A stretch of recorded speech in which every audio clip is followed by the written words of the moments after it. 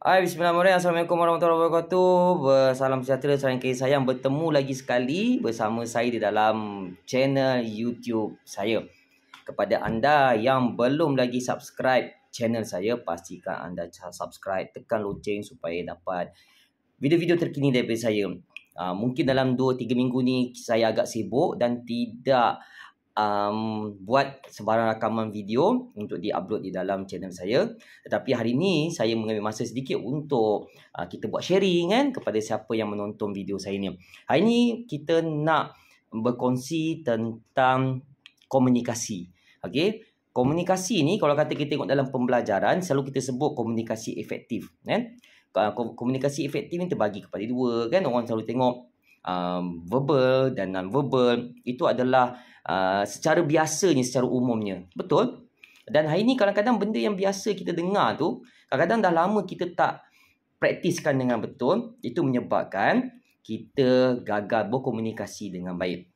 Kenapa komunikasi ni penting? Komunikasi ni penting, okay? Penting untuk kita naikkan imej kita di hadapan audiens.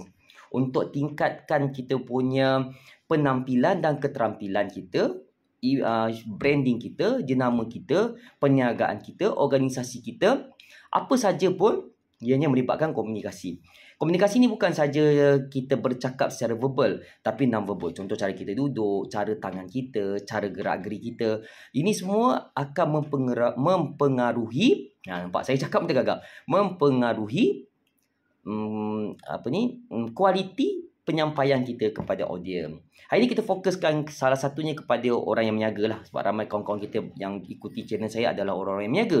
So, bagaimana komunikasi ni, berkomunikasi secara efektif ni penting kepada orang meniaga macam kita. Pertama adalah kita nak tingkatkan imej kita. Okay? Bila imej kita meningkat, ianya memberi satu impact yang baik, positif kepada perniagaan kita. Yang kedua, untuk meningkatkan keyakinan, kepercayaan, trust prospek, bakal-bakal pelanggan kepada perniagaan kita.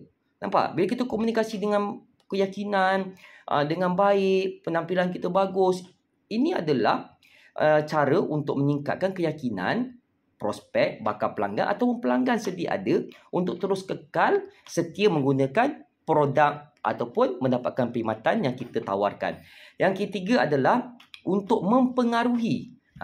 Dalam perniagaan kita perlu mempengaruhi pola pemikiran orang supaya mereka nak jadi pelanggan kita, supaya mereka setia dengan kita. So, kadang-kadang daripada benda tu tak diperlu. Contoh saya ambil contoh perfume. Kadang-kadang benda ni tak perlu sangat pun kepada orang. Tapi apabila kita berjaya menggunakan komunikasi secara efektif, ianya dapat membantu kita pada elemen ketiga, iaitu mempengaruhi pola pemikiran orang supaya dia ikut kita. Dia ikut kita. Daripada dia tengok minyak wangi tak penting, terus jadi penting. Nampak Okey, yang keempat apa? Yang keempat adalah untuk menyampaikan emosi kita. So untuk komunikasi efektif ni dalam perniagaan, kadang-kadang kita kena gunakan emosi kita. Kita boleh buat komunikasi kita jadi efektif apabila kita bijak menggunakan emosi. Maknanya kalau ini kalau kata kita tengok semua kita punya bakal pelanggan depan kita, kita nak buat talk, kita nak buat presentation tentang perniagaan kita. Kalau bakal pelanggan kita tu ramai yang ibu-ibu, so kita kena gunakan emosi yang lebih down, lebih lembut. Kita tak boleh keras-keras. Tapi kalau kata depan kita tu orang-orang korporat, kita perlu gunakan emosi yang menunjukkan kita ni seorang profesional. Kita kena cakap dengan tegas sedikit sebab sebenarnya orang korporat. Orang korporat tak boleh main-main. Okey, kalau kanak-kanak macam mana? Kita kena gunakan emosi bermain dengan mereka. Yang paling penting, kita kena kontrol emosi kita. Kalau kita tengah marah, kita tengah bad mood, kita tak boleh teruskan berkomunikasi. Kita kena letak tepi. Kalau kadang-kadang hari yang kita nak present kita punya perniagaan, produk kita, perkhidmatan kita kepada klien, pada waktu itulah kita ada masalah keluarga. Kita tak boleh stop. Sebab apa? Pelanggan dah ada depan kita.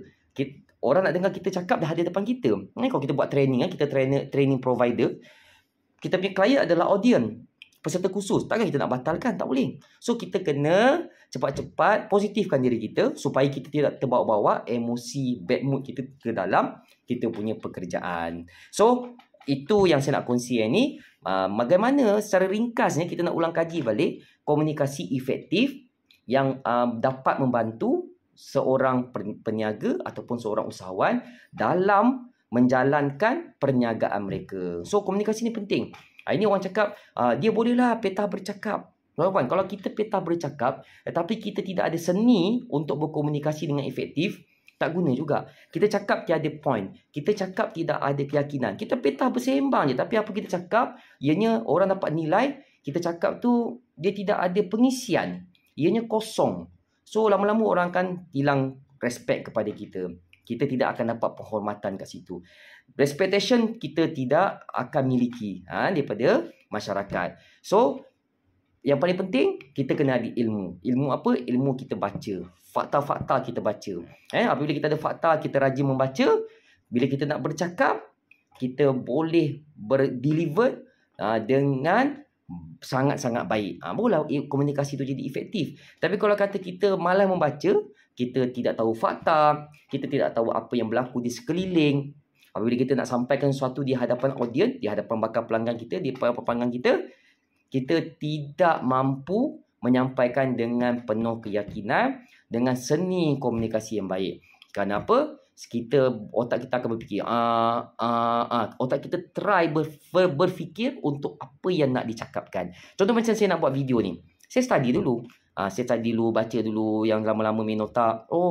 Ini efektif lah benda. Dia ada 3-4 perkara. Tapi saya ambil 4 tadi je kan. Sebenarnya ada lagi 6, 7, macam-macam. Macam-macam lagi ada cara dia. Tapi saya ambil 4 saja dulu kan. Supaya video saya tak panjang sangat. Supaya anda boleh tonton video saya dengan cepat. And then boleh buat kerja-kerja lain dengan santai. Kita tak payah lama-lama pun. Okay. So, ingat tuan-tuan 4 perkara tadi. Jika anda usahawan, anda peniaga, make sure kuasai 4 sebab tadi kita kena ketahui betul-betul sebab tu, and then baru kita nampak sebab tu lah aku gagal untuk closing prospek untuk join perniagaan aku, untuk join insurans aku, untuk join takaful aku, untuk join unit trust aku, untuk join perniagaan gold aku, untuk join perniagaan e-book aku. Kenapa? Sebab kita tidak faham 4 perkara saya bagi tadi tu. Kita tak faham, bercakap ni kena pengaruhi orang ke? Kita just ikut skrip tu je. So, ada seni-seni dia kita kena tahu dan juga kita kena mahir. Dan paling penting, kompetensi kita akan dapat maintain jika kita selalu lakukan latihan. Latihan dia secara terus, just bercakap aja, jangan malu-malu. Bila jumpa klien, just cakap aja. Try your best. And then kita belajar daripada kesilapan. Tuan-tuan, orang yang tidak buat salah, dia tak tahu macam nak perbetulkan kelemahan diri. Tapi kalau orang tu biasa buat salah, dia tahu macam mana cara dia nak improve, perbaiki dirinya. Dengan syarat, dia nak belajar, okay? Dan dia sukakan ilmu. Okay. Itu je kongsian saya dalam video saya kali ni. Jangan lupa tekan subscribe, tekan like, share dan komen jika anda ada sebarang idea untuk saya buat pada video-video akan datang. Tuan-puan, Jihad Ilmu, Jihad Ekonomi, Jihad Pendidikan. Assalamualaikum warahmatullahi wabarakatuh. Terima kasih.